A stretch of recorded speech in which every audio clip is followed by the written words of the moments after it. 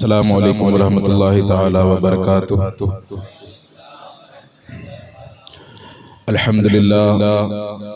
الحمدللہ الذی ہدانا سواء الطریق وجعل لنا التوفیق خیر رفیق، الصلاة والسلام علی من ارسلہ ہدی هو بالاہتداء ونورا به الاقتداء یلیق، وعلى آلہ وصحابہ الذین سعیدوا فی معارج الحق بالتصدیق، اما بعد فاعوذ باللہ من الشیطان الرجیم، بسم اللہ الرحمن الرحیم۔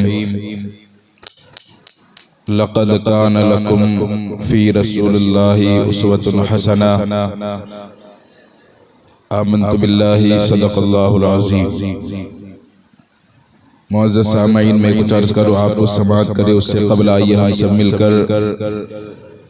کعبے کے بدر الدجا، طیبہ کے شمس الضحیٰ، شافع روز جزا، دافع جملہ بلا، مالک ہر انس و جا، حضور سرور کائنات، فخر موجودات، رحمت عالم، سرور دو عالم، حضور احمد مجتبی محمد مصطفیٰ صلی اللہ تعالیٰ علیہ وسلم کی بارگاہ اقدس میں سچی محبت، ذوق، شوق، الفت اور چاہت کے ساتھ درود پاک کا نذرانہ پیش فرما دیں۔ اللہم صلی علی سیدنا مولانا محمد معدن الجود والکرم وآلہ وصحبہ وبارک وسلم، صلاۃ و سلام علیک یا حبیبی یا رسول اللہ صلی اللہ تعالی علیہ وسلم۔ ایک مرتبہ اور آل نبی کی بارگاہ میں اپنے محبتوں کے پھول پیش کریں۔ اللہم صلی علی سیدنا و مولانا محمد معدن الجود والکرم وآلہ وصحبہ وبارک وسلم، صلاۃ و سلام علیک یا حبیبی یا رسول اللہ صلی اللہ تعالی علیہ وسلم۔ آئیے عادت کے مطابق اپنی گفتگو کا آغاز حضور سیدی و سندی سرکار اعلیٰ حضرت عظیم البرکت کے متبرک اور پاکیزہ شعر سے کر رہا ہوں۔ میرے امام فرماتے ہیں کہ راہ پر خار ہے کیا ہونا ہے، راہ پر خار، خار کہتے ہیں کانٹے کو۔ امام فرماتے ہیں کہ راستہ جو ہے پورا کانٹوں سے بھرا ہوا ہے۔ امام فرماتے ہیں کہ راہ پر خار ہے کیا ہونا ہے، اور پاؤں افغار ہے کیا ہونا ہے، پاؤں افغار ہے کیا ہونا ہے۔ اور فرماتے ہیں کہ چھپ کے لوگوں سے کیے جس کے گناہ، یہ کلام میں امام پورا کلام آپ پڑھیں تو ایک درس، ایک تعلیم حضور سیدی سرکار اعلیٰ حضرت لوگوں تک پہنچا رہے ہیں، اور جینے کا طریقہ اور اپنا اسلوب، اپنی حیات کو کس طریقے سے اسلام کے سانچے میں ڈھالا جائے، امام یہ پورے کلام میں ہم لوگوں کو یہ تعلیم دے رہے ہیں، اور یہ درس دیتے ہوئے فرماتے ہیں کہ اے لوگوں یاد رکھو، چھپ کے لوگوں سے کیے جس کے گناہ، وہ خبردار ہے کیا ہونا ہے، وہ خبردار ہے کیا ہونا ہے۔ اور فرماتے ہیں کہ بیچ میں آگ کا دریا حائل، پل صراط جو ہے ایک ایسا پل ہے کہ روایتوں کا مضمون ہے جو بال سے زیادہ باریک، تلوار سے زیادہ تیز، اس سے ہر کسی کو گزرنا ہے، تو وہ نیچے آگ کا دریا ہے۔ امام فرماتے ہیں کہ بیچ میں آگ کا دریا حائل، اور قصد اس پار ہے کیا ہونا ہے، قصد اس پار ہے کیا ہونا ہے۔ اور امام فرماتے فرماتے ہیں کہ کام زندہ کے کیے، کام زندہ کے کیے، اور ہمیں زندہ کہتے ہیں قید خانے کو، قید خانہ ہوتی ہے، جیل ہوتی ہے۔ امام فرماتے ہیں کہ ہم جو کام کر رہے ہیں، ہماری زندگی ہم جس طریقے سے گزار رہے ہیں، تو ہم کام تو زندان والے کر رہے ہیں، جہنم والے کر رہے ہیں۔ امام فرماتے ہیں کہ کام زندہ کے کیے، اور ہمیں شوق گلزار ہے کیا ہونا ہے، شوق گلزار ہے کیا ہونا ہے۔ امام اس کے بعد خوبصورت انداز میں آخر میں اپنے آپ کو تسلی دیتے ہوئے فرماتے ہیں کہ کیوں رضا کڑتے ہو ہنستے اٹھو، کیوں رضا کڑتے ہو ہنستے اٹھو، جب وہ غفار ہے کیا ہونا ہے، جب وہ غفار ہے کیا ہونا ہے۔ اور دوسرے مقام پر حضور سیدی سرکار اعلی حضرت فرماتے ہیں کہ رزق خدا کھایا کیا اور فرمان حق ٹالا کیا۔ آج انشاءاللہ یہ پوری گفتگو اشعار سن کر آپ لوگوں کی ذہنیت وہاں تک پہنچی ہوگی کہ آج انشاءاللہ تبارک و تعالی ہم کچھ حقوق اور ہمارے معاملات کو لے کر بات کریں گے کہ ہمارے معاملات، ہماری زندگی، ہمارا طرز عمل یہ کس طریقے کا ہونا چاہیے، کیونکہ ہم ہیں مسلمان۔ الحمدللہ ہم کون ہیں؟ ہم مسلمان ہیں۔ تو مسلمانوں کا طرز عمل، ان کی حیات، ان کی زندگی گزارنے کا طریقہ یہ کیسا ہونا چاہیے؟ ایک مسلمان اپنے آپ کو کس طریقے سے لوگوں کے سامنے پریزنٹ کرتا ہے، دوسری قوموں کے سامنے رکھتا ہے۔ آج انشاءاللہ تبارک و تعالی وہ ساری چیزیں میں اپنے علم کے مطابق آپ کے سامنے پیش کرنے کی کوشش کروں گا۔ امام فرماتے ہیں کہ ہمارا حال تو یہ ہے کہ رزق خدا کھایا کیا، فرمان حق ٹالا کیا، شکر کرم در سے سزا یہ بھی نہیں وہ بھی نہیں، شکر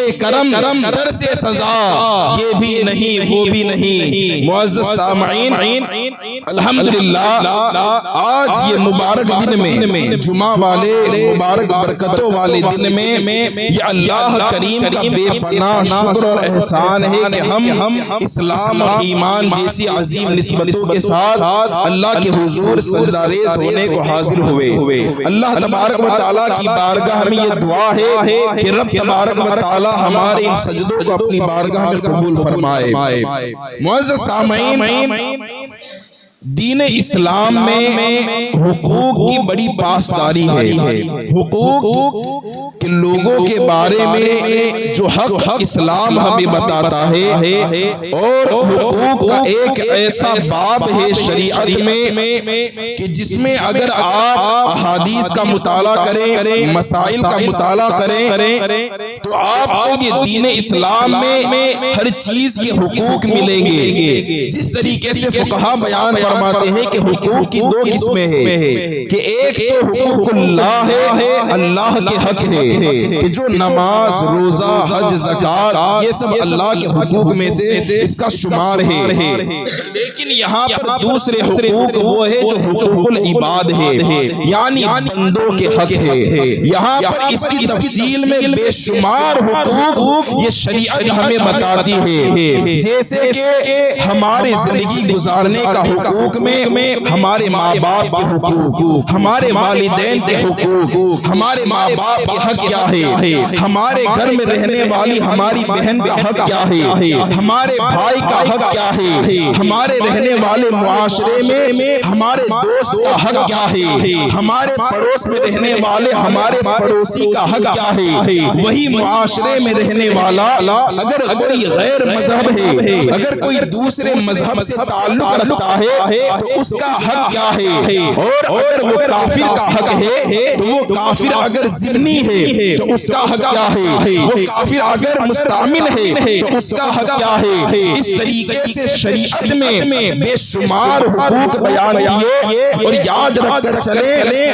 کہ جتنی پاسداری اور جتنے حقوق یہ آپ کو شریعت بتائیں گی کہ دنیا کا کوئی مذہب آپ کو ایسے حقوق اور ایسی ایسی پاسداری اور زندگی گزارنے کا ایسا طریقہ آپ کو دوسرے کوئی مذہب میں نظر نہیں آئے گا کہ جو تمہارے قدم قدم پر تمہاری رہنمائی کرتا ہوا نظر آئے کہ اگر تم کاروبار میں اگر تم اپنے دکان پر بیٹھے ہو تو شریعت تمہیں بتا رہی ہے کہ تجارت کا حق کیا ہے، وہ تجارت کے حقوق کیا ہے۔ تمہارے پاس اگر کوئی گراہک آتا ہے، تمہارے پاس اگر کوئی کسٹمر آتا ہے تو شریعت بتاتی ہے کہ کسٹمر کے ساتھ تمہارے گراہک کے ساتھ تمہیں کیسا ویوہار کرنا ہے، کیسا برتاؤ کرنا ہے، ہر چیز یہ تمہیں شریعت میں نظر آئے گی۔ یاد رکھ کر چلے، آپ مجھے بتائیں کہ دنیا کا کون سا ایسا مذہب ہے جو تمہاری قدم قدم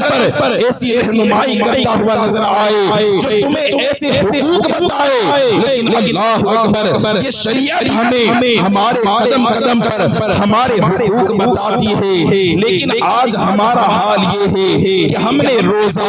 نماز اور دوسری چیزوں کے تعلق سے جو ہم شریعت کی طرف رجوع کر لیتے ہیں، شریعت کے معاملے میں یہ نماز ہو گئی، روزہ ہو گیا، دوسرے جو بھی شریعت کے معاملات آتے ہیں ان کے تعلق سے ہم علماء کی طرف رجوع کرتے ہیں کہ حضرت نماز میں یہ مسئلہ آ گیا ہے، بتائیں ہماری نماز ہوگی یا نہیں ہوگی۔ حضرت ہم نے غصے میں آ کر طلاق دے دی، اب آپ ہمیں بتائیں طلاق کے مسائل کیا ہے۔ حضرت ہمیں حج کے لیے یا ہمیں عمرہ کے لیے جانا ہے، حضرت ہمیں بتائیں اس کا طریقہ کیا ہے۔ شریعت میں بے شمار اس کے طریقے اور مسائل وہ شریعت بیان کرتی ہے، جسے آپ پوچھتے ہیں، حاصل کرتے ہیں، سیکھتے ہیں، لیکن اے لوگوں یاد رکھ کر چلیں کہ ہم نے ان سارے معاملات کے لیے ہم نے شریعت کی طرف رجوع کیا، اور لیکن یہاں پر افسوس کی بات تو یہ ہے کہ ہم یہ سارے معاملات جو شریعت سے پوچھتے ہیں، لیکن ہم نے اپنے پرسنل معاملات کو، ہماری پرسنل لائف کو، اگر آپ ہمارے کردار کو دیکھیں، ہماری پرسنل لائف کو اگر غور کریں تو وہ سارے معاملات جو ہمیں حقیقت میں شریعت سے پوچھنے چاہیے تھے کہ اگر ہمارے گھر میں جھگڑا ہو رہا ہے، اگر ہمارے کاروبار میں نقصان ہو رہا ہے، اگر ہم سے کوئی غداری، ہم سے کوئی بے وفائی کر رہا ہے، اگر ہمیں کوئی گھاٹے میں ڈال رہا ہے، یہ سارے معاملات ہمیں شریعت سکھا رہی ہے۔ لیکن آج ہوتا یہ ہے کہ یہ سارے معاملات جہاں شریعت ہمیں یہ ساری چیزوں کا درس دیتی ہے، ہونا یہ چاہیے تھا کہ یہ سارے معاملات ہم شریعت سے پوچھتے، لیکن ہم نے کیا کیا، ہم نے یہ سارے معاملات اٹھا کر کورٹ اور کچہری اور وکیلوں کو سونپ دیے کہ آپ اس چیز کا فیصلہ کریں، اور اس کے بعد ہوتا کیا ہے آپ سب جانتے ہیں کہ ہمارے وہی معاملات کا، ہمارے وہی پرسنل لائف کا وہ لوگ سرے عام لوگوں میں تماشا بناتے ہیں۔ اے لوگوں یاد رکھ کر چلے کہ اگر تم نے اسی معاملات میں اگر شریعت کی طرف رجوع کیا ہوتا جو سرے عام تمہارا تماشا نہ بنایا جاتا، اگر تم نے شریعت کو جانا ہوتا، اس کو پہچانا ہوتا، تو یاد رکھ کر چلے کہ یوں تمہیں ذلت و خار کا سامنا نہ کرنا پڑتا۔ لیکن آج ہم میں کمی یہ ہے کہ ہم شریعت سے دور ہوتے چلے گئے، ہم ان معاملات سے دور ہوتے چلے گئے، اور ہمیں حقوق کا پاس ہی نہیں ہے، ہمیں اپنے معاملات کو کس طریقے سے رکھنا ہے ہمیں اس کا لحاظ ہی نہیں ہے۔ یہ معاملات جو ہماری زندگی کے ہیں اس کے بڑا اہم کردار نبھاتے ہیں، لیکن اسی یہ شریعت سے دور رہنے کی وجہ سے ہمارے حالات اس طریقے سے بدتر ہوتے چلے گئے کہ ہم نے ایک دوسرے کے حقوق کو بھلا دیا، ہم نے پڑوسی کا کیا حق ہے اس کو بھلا دیا۔ یہاں پڑوسی کی بات تو بہت دور کی ہے، آج بھائی کے حقوق کو نہیں جانتا، آج بھائی اپنے بہن کے مال کو ایسے غصب کر جاتا ہے کہ وہ لاکھوں کا مال دبا کر وہ اللہ اکبر ایسے سرے عام گھوم رہا ہوتا ہے جس کا اسے احساس تک نہیں ہوتا۔ یہ آج ہم شریعت سے دور ہوتے چلے گئے اور لوگ ہمیں ذلت و خار میں ڈالتے چلے گئے۔ آج آپ دیکھیں کہ اگر آپ لوگوں کے سامنے اپنا کردار پیش کریں، لوگوں کے سامنے اپنے آپ کو پریزنٹ کریں، تو ہمارا حال تو یہ ہے کہ ہمیں بتانا پڑتا ہے کہ ہم مسلمان ہیں۔ لیکن یاد رکھیں ایک دور وہ تھا کہ جس دور کے مسلمانوں کا کردار ایسا ہوتا تھا، ان کا طریقہ، ان کی زندگی گزارنے کا اسلوب ایسا ہوتا تھا کہ لوگ انہیں دیکھ کر پہچان جاتے کہ یہ آنے والا شخص مسلمان ہے، میں جس سے بات کر رہا ہوں اس کے لہجے میں اسلام کی طاقت بول رہی ہے، لیکن آج ہم نے جھوٹ کا سہارا لیا، اپنے دھندے اپنے کاروبار میں غداری اور فریب کا ہم نے سہارا لیا۔ آج ہوشیار اسے سمجھا جاتا ہے کہ اگر کوئی بھولا بھالا کسٹمر ہمارے یہاں پر آ جائے، ہم نے اگر اس کو دھوکہ دے کر، اگر فریب میں ڈال کر، اگر ہمارا مال اگر اس کو زیادہ پیسوں میں فروخت کر دیا، بیچ دیا، تو لوگ واہ واہی کرتے ہیں کہ یہ تو باتوں میں بڑا ماہر ہے، یہ تو گراہک آتا ہے، بھولے بھالوں کو باتوں میں ایسا الجھاتا ہے کہ اس کے مال سے زیادہ رقم لے لیتا ہے۔ لیکن یاد رکھ کر چلے کہ مسلمانوں کا کردار نہیں ہے۔ آج بھلے لوگ اسے ہنر سمجھتے ہو، آج بھلے لوگ اس کی واہ واہی کرتے ہو، لیکن قیامت کے میدان میں وہ ایسا میدان ہے کہ جہاں پر رب تبارک و تعالیٰ اعلان کرے گا کہ آج مجرموں کو الگ کیا جائے، غداروں کو الگ کیا جائے، وہ جو دنیا میں رہ کر لوگوں کے ساتھ فریب کا معاملہ کیا کرتے تھے انہیں دور کیا جائے۔ اللہ اکبر، بتاؤ وہاں پر آپ اپنے ہنر کا کیسے سامنا کریں گے؟ لوگوں کی واہ واہی کیا اللہ کے حضور پیش کریں گے؟ یاد رکھ کر چلے اپنے معاملات کو درست بنائیں، لوگوں کے حقوق کو پہچانے، لوگوں کے حق کو صحیح سے ادا کرنا سمجھے، پڑوسی ہے تو پڑوسی کا حق کیسے ادا کیا جائے۔ اگر ہمارے ساتھ رہنے والا اگرچہ وہ کافر ہے لیکن شریعت ہمیں اس کے حقوق بتاتی ہے کہ تم کافر کے ساتھ اس طریقے سے سلوک کرو، کافر کے ساتھ اس طریقے سے پیش آؤ۔ لیکن آج آپ خود دیکھیں، خود بتائیں کہ ہمارا حال آج یہ نہیں ہے کہ لوگ آج ہمارے نام سے چڑھ رہے ہیں کہ یہ تو مسلمان ہے، ہمیں ایسی نگاہوں سے دیکھا جاتا ہے کہ ہم اگر کہیں پر چلے جائیں، آج ٹرینوں کا سفر کریں، ہوائی جہاز کا سفر کریں، اگر داڑھی اور ٹوپی والے کو دیکھ لیتے ہیں تو لوگ ایسی نگاہوں سے دیکھتے ہیں کہ نہ جانے کوئی دوسری مخلوق آ گئی ہو۔ یہ ہمارا حال کہ ہم نے اپنے آپ کو اتنا گرا دیا کہ لوگوں کے سامنے کھڑا ہونا آج لوگ ہمیں عیب کی نظر سے دیکھتے ہیں۔ اللہ اکبر، یاد رکھ کر چلے، اپنے کردار میں ایسی پختگی پیدا کریں کہ لوگ آپ کو دیکھ کر کوئی مسلمان کے نام پر، آج لوگ یہی کہتے ہیں کہ مسلمان ہے غداری کرے گا، مسلمان ہے جھوٹ بولے گا، کہ مسلمان ہے ہمارے ساتھ فریب کرے گا۔ یاد رکھ کر اپنے معاملات ایسے پختہ بنائے، لوگوں کو بولنے کا موقع نہ ہو۔ اگر لوگ تمہارے پاس آئے تو تمہارا رویہ، تمہارا اخلاق اور حسن دیکھ کر وہ لوگ تمہارے قریب ہو جائیں۔ آپ دیکھیں، نماز، روزہ، حج، زکات ساری چیزیں موجود ہیں، لیکن اسلام اگر پھیلا ہے تو وہ اخلاق کریمہ سے پھیلا ہے۔ اسلام نہ تو تلوار کی زور پر پھیلا، حج، روزہ، نماز، زکات سب ہے۔ آپ یہ نمازیں پڑھ رہے ہیں، کافر کو اس سے کیا مطلب کہ یہ کتنا نمازی ہے، یہ 5 وقت کا نماز پڑھتا ہے یا نہیں پڑھتا ہے، یہ پورے روزے رکھتا ہے یا نہیں رکھتا ہے، کافر کو اس سے کیا لینا دینا ہے۔ کافر تمہارے اخلاق دیکھے گا، تمہارا کردار دیکھے گا، یہ جس نبی کا کلمہ پڑھتا ہے کیا اس نبی کا کردار اس میں موجود ہے؟ اگر وہ کردار تمہارے دلوں میں اگر بول رہا ہے تو یاد رکھ کر چلے کہ وہ کافر جو تمہارے سامنے آیا ہے وہ تمہاری حقانیت کی دلیل دے گا، اور تم نے اس کو فریب میں ڈالا تو یاد رکھ کر آقا کریم صلی اللہ تعالی علیہ وسلم کی حدیث پاک ہے کہ صحابہ نے ایک مرتبہ پیارے آقا سے عرض کیا کہ یا رسول اللہ ہمیں بتائیں مفلس کون ہے؟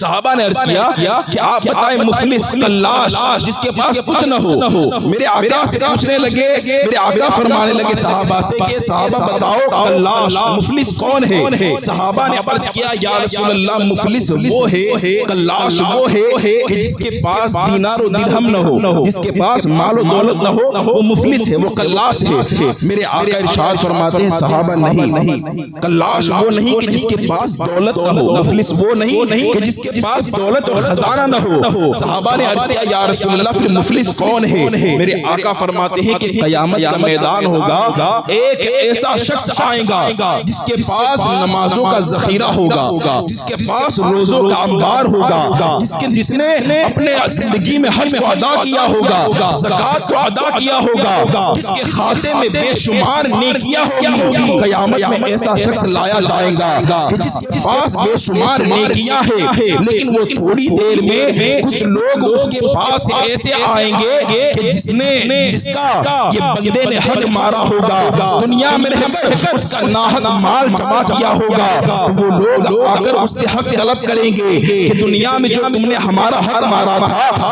آج ہمارا حق واپس دیا جائے. قیامت کے میدان میں دینے کے لیے کچھ ہوگا تو نہیں, تو وہ اپنی نیکیاں دے گا. قیامت میں دینے کے لیے فقط ہماری نیکیاں ہوگی, تو وہ نیکیاں دینا شروع کرے گا. اس کے بعد وہ حق مانگنے والے اتنے جمع ہو جائیں گے کہ اس کی ساری نیکیاں ختم ہو جائیں گی. اس کے بعد حق مانگنے والے اور آئیں گے کہ ابھی ہمارے حقوق باقی ہے, اب نیکیاں تو ختم ہے, اب دیا جائے تو کیا دیا جائے. اللہ اکبر. میرے آقا ارشاد فرماتے ہیں کہ جب اس کی سب نیکیاں ختم ہو جائیں گی تو اب جو حق مانگنے آیا ہے اس کے تمام گناہوں کو اس کے سر پر لاد دیا جائے گا. اللہ اکبر. آپ دیکھیں اگر دنیا میں رہ کر اگر کسی کا ناحق ہم نے حق مارا ہے تو وہ قیامت کے میدان میں ہماری نیکیوں کو برباد کر رہا ہے, دوسرے کے گناہ کو ہمارے سروں پر لادا جا رہا ہے. اور یہ منظر ایسا ہوگا کہ دوسری حدیث پاک میں میرے آقا ارشاد فرماتے ہیں کہ وہ قیامت کے میدان میں ایسا منظر ہوگا کہ جس نے کسی کا 3 پیسہ, کتنا 3 پیسے کی اوقات کی قیمت کیا ہے, 3 پیسہ آج مشکل سے آپ کو نظر آئے گا. پہلے زمانہ تھا پیسہ ملتا والا پیسہ, یہ جو چھوٹا سا سکہ وہ پہلے ہوتا تھا لیکن اب وہ بھی موجود نہیں ہے. میرے آقا فرماتے ہیں کہ اس دور میں مضمون ہے کہ اس دور میں قیامت کا میدان ایسا ہوگا کہ اگر دنیا میں کسی نے اگر کسی کا 3 پیسہ اگر ناحق لیا ہوگا تو قیامت کے میدان میں 700 وہ نمازیں جو بندے نے جماعت کے ساتھ ادا کی ہے, 3 پیسے کے بدلے 700 وہ نمازیں جو اس نے دنیا میں جماعت کے ساتھ ادا کی ہے وہ نمازیں اس کو دینی پڑے گی. کتنی نمازیں؟ 700 نمازیں. ہمیں پتہ ہے کہ ہماری نماز قبول ہوئی یا نہیں ہوئی, ہمیں پتہ ہے کون سی نماز وہاں پر دینی ہوگی جو قبول ہوئی ہوگی. ہمیں تو یہ بھی پتہ نہیں کہ ہم نماز پڑھ رہے ہیں وہ قبول ہوئی یا نہیں ہوئی ہے. یہاں پر اگر 3 پیسہ اگر کسی کا ناحق لیا ہوگا تو قیامت میں 700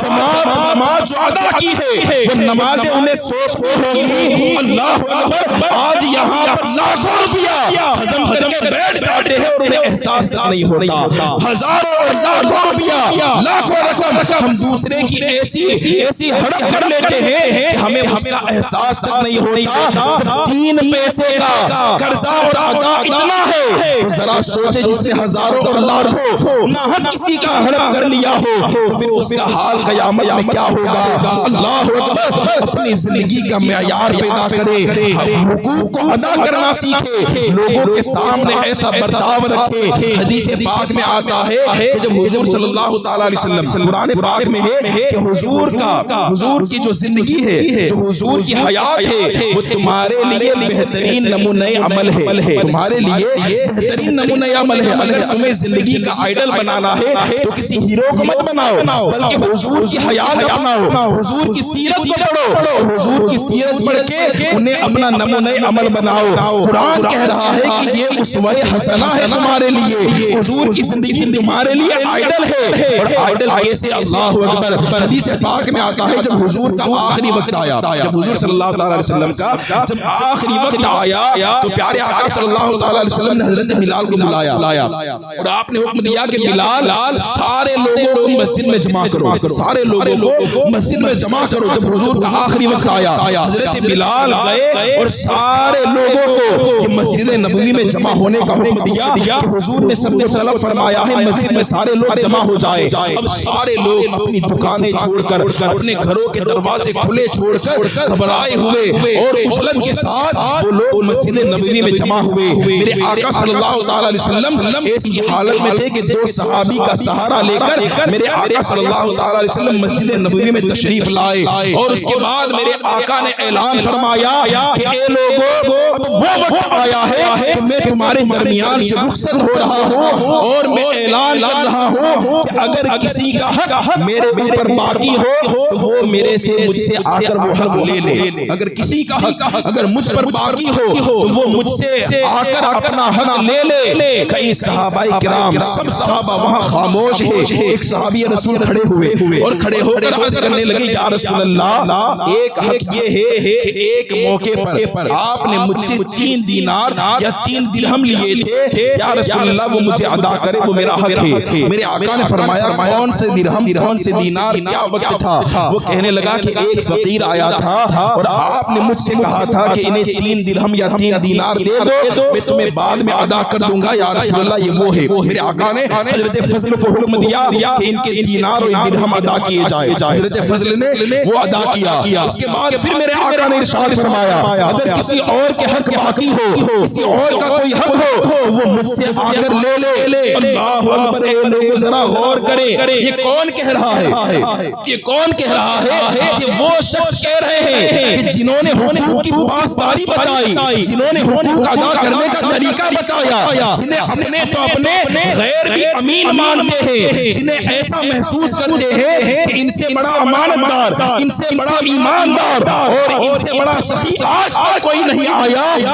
وہ حضور اکرم صلی اللہ علیہ وسلم مسجد نبوی میں اعلان کر رہے ہیں کہ اگر کسی کا حق میرے اوپر باقی ہو وہ مجھ سے میرا حق آ کر لے لے۔ اللہ اکبر، کہ میرے آقا کا یہیں تک آپ روایت دیکھیں، یہیں تک بس نہیں، اس کے بعد جب ہمارے آقا کا وصال ہوا، جب حضرت ابو بکر کا دور آیا تو آپ کا یہ دستور رہا کہ آپ بار بار اعلان کرتے کہ اگر حضور کا حق کسی کے اوپر باقی ہو تو وہ ابو بکر سے آ کر لے لے۔ حضرت مولا کائنات کا یہ کردار رہا کہ آپ جب بھی آپ حج کے لیے جاتے تو میدان عرفات میں کھڑے ہو کر پورے حاجیوں کو مخاطب کرتے ہوئے اعلان کرتے کہ اے لوگوں، اگر ہمارے آقا محمد رسول اللہ کا حق اگر کسی پر باقی ہو، یہ علی مرتضیٰ یہاں پر کھڑا ہے، وہ علی سے آ کر ہمارے آقا کا حق لے لے۔ امام حسن کا دور آیا، امام حسن اعلان کرتے رہے اے لوگوں ذرا دیکھیں تو صحیح، یہ تو امین آقا ہے، یہ تو وہ آقا ہے جس کی شہادتیں اور جس کی تعریف اپنے تو اپنے غیر بھی کر رہے ہیں، لیکن انہیں حقوق کی پاسداری امت کو اس طریقے سے بچا رہے ہیں کہ اے لوگوں، کسی کا حق اپنے لیے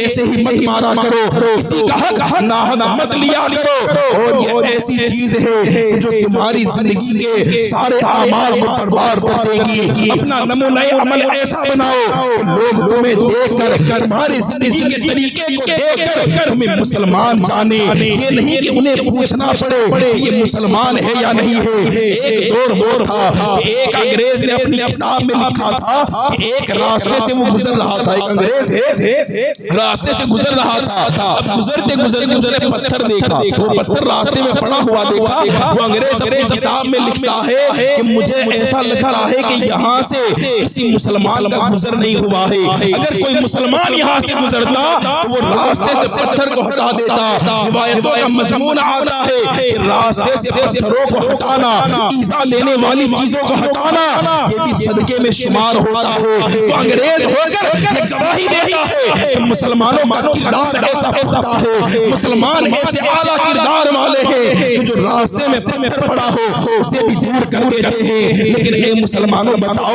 کہ آج ہمارا وہ کردار ہے، آج ہمارا وہ کلچر ہے۔ حضرت امام اعظم ابو حنیفہ جس کی ہم تقلید کرتے ہیں، جو ہمارے امام ہیں، وہ ایک مرتبہ راستے سے گزر رہے تھے تو ان کے پیر میں جو آپ نے چپل اور جوتی پہنی ہوئی تھی اس کا کیچڑ مچھلا، اور وہ کیچڑ مچھل کر ایک یہودی یا کافر کے گھر پر لگ گیا۔ اللہ اکبر، اب آپ فکر مند ہو گئے، ایک کیچڑ اڑے ہیں، چند چھینٹے اڑے ہیں، آپ فکر مند ہو گئے اور یہودی کے گھر کے سامنے جا کر کھڑے ہو کر سوچنے لگے کہ اب اسے صاف کیسے کروں۔ وہ مٹی کے گھر ہوتے تھے پہلے، کہتے ہیں کہ اگر میں صاف کرتا ہوں تو اس کی مٹی نیچے آ جائیں گی، مٹی دور ہو جائے گی، اب میں اس کا حساب کیسے دوں گا۔ اللہ اکبر، یہ ہمارے بزرگ تھے کہ جنہیں ایسی فکر آخرت کی کہ اس کا میں حساب کیسے دوں گا۔ اب جو اندر یہودی جو کافر تھا، اب وہ ایسا تھا کہ امام اعظم نے اس کو قرضہ دیا ہوا تھا، امام اعظم نے اسے قرضہ دیا ہوا تھا۔ تو جب اس نے دروازہ کھولا،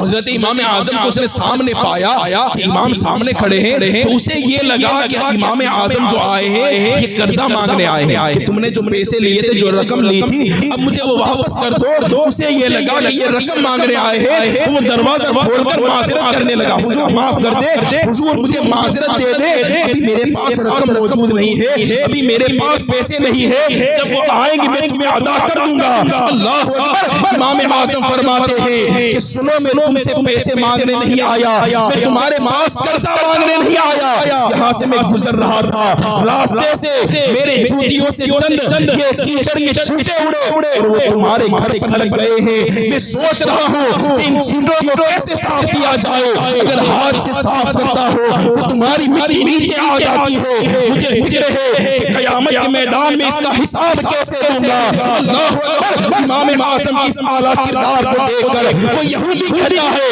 حضور میری دیوار پر لگے ہوئے کیچڑ کے چھینٹوں کو بعد میں صاف کرنا، پہلے میرے دل پر جو کیچڑ لگا ہوا ہے، میرے دل پر جو میل لگا ہوا ہے اسے دور کرے، مجھے کلمہ پڑھائے اور مسلمان کر لے آپ۔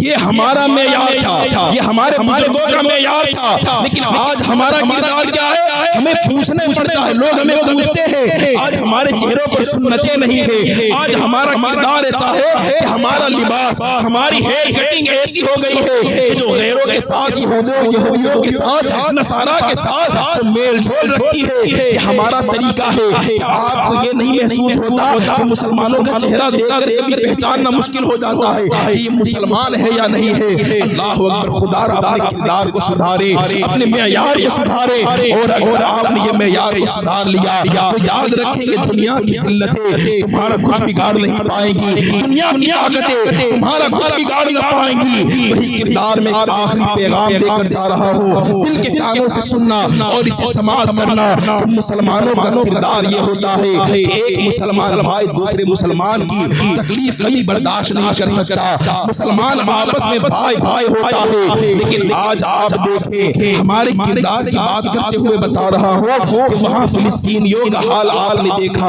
اللہ اکبر۔ وہ حال کیسا ہے جہاں بچے کو ایسی بے دردی کے ساتھ شہید کیا جا رہا ہے کہ وہاں پر ان کو دیکھا نہیں جاتا، اگر وہ کبھی نظروں کے سامنے سے گزر جاتی ہے تو راتوں کی نیندیں اڑ جاتی ہے اور دل غمگین ہوتا ہے، دل بھر آتا ہے، آنکھوں میں بے ساختہ آنسو آ جاتے ہیں کہ وہاں فلسطین کا وہ بچہ مسجد اقصی کی ناموس اور اس کی حفاظت میں ایسا ڈٹا ہوا ہے کہ چاہے ہمارا پورا کنبہ قربان ہو جائے لیکن مسجد اقصی کی حرمت کو ہم پامال نہیں ہونے دیں گے۔ لیکن وہیں پر وہ مسلمان اپنی قربانیاں دے رہے ہیں، لیکن یہاں پر ہمارا حق یہ ہے کہ ہم ان کا سپورٹ کریں، اور ان کا سپورٹ کا ایک ذریعہ یہ ہے کہ اسرائیلی پروڈکٹ کا بائیکاٹ کیا جائے۔ اسرائیلی جو پروڈکٹ ہمارے درمیان موجود ہے اگر اس کا متبادل ہے پھر اس کا بائیکاٹ کیا جائے۔ ذرا سوچ کر تو دیکھیں کہ جب وہ برگر میکڈونلڈس کا برگر ہمارے ہاتھوں میں لے کر جب اس کا لقمہ ہمارے منہ میں جاتا ہے تو کیا وہ بچوں کی چنی ہوئی بوٹیاں